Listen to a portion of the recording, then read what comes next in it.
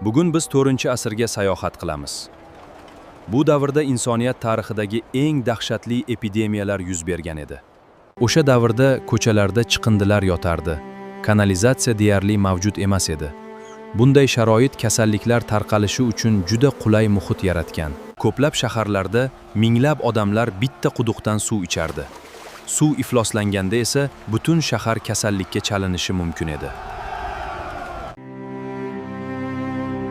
Shaharlarning yana bir muammosi kalamushlar edi. Ular oziq-ovqat omborlarida va uylar orasida bemalol yashardi. Oradan ko'p o'tmay noma'lum kasallik paydo bo'ldi. U shunchalik tez tarqalardiki, butun shaharlar bir necha hafta ichida vayron bo'lib qolardi. 1347-yilda savdo kemalari bilan Yevropaga dahshatli kasallik kirib keldi. Hech kim uning qanday xavf olib kelayotganini bilmas edi. Olimlarning fikricha, kasallikning asosiy tarqalishida kalamushlarda yashovchi burgalar muhim rol o'ynagan. Savdo yo'llari orqali epidemiya tez yoyilgan. Dastlab kuchli isitma va holsizlik boshlanardi. Ko'p odamlar qisqa vaqt ichida og'ir ahvolga tushib qolgan. Kasallik tez tarqalgan sari odamlar vahimaga tushdi. Ko'plab bozorlar yopildi va shahar hayoti deyarli to'xtab qoldi. O'sha davr shifokorlari tumshuqqa o'xshash niqob kiyishgan. Ular xushbo'y o'tlar kasallikdan himoya qiladi deb o'ylashgan, ammo asl sababni hali bilishmagan. O'sha davrda shifokorlar dorivor o'tlar va oddiy muolajalar bilan bemorlarni davolashga harakat qilgan. Ammo bu usullar ko'pincha kasallikni to'xtata olmagan. Ba'zi shaharlar darvozalarini yopib, tashqaridan kelgan odamlarni bir necha hafta kutishga majbur qilgan.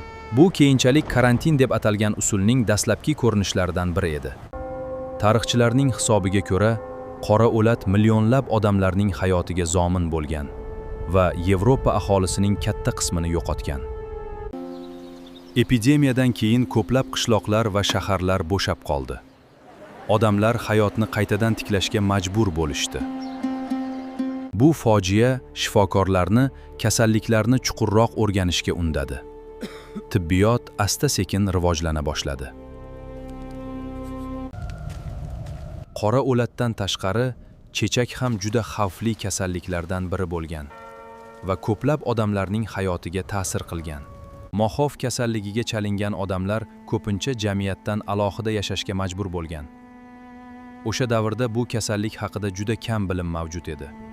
Aholining zich yashashi, toza suv yetishmasligi va gigiyena qoidalarining rivojlanmaganligi epidemiyalarning tez tarqalishiga sabab bo'lgan.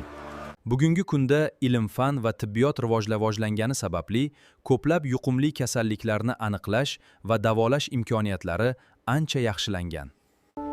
O'rta asr epidemiyalari insoniyat uchun og'ir sinov bo'lgan.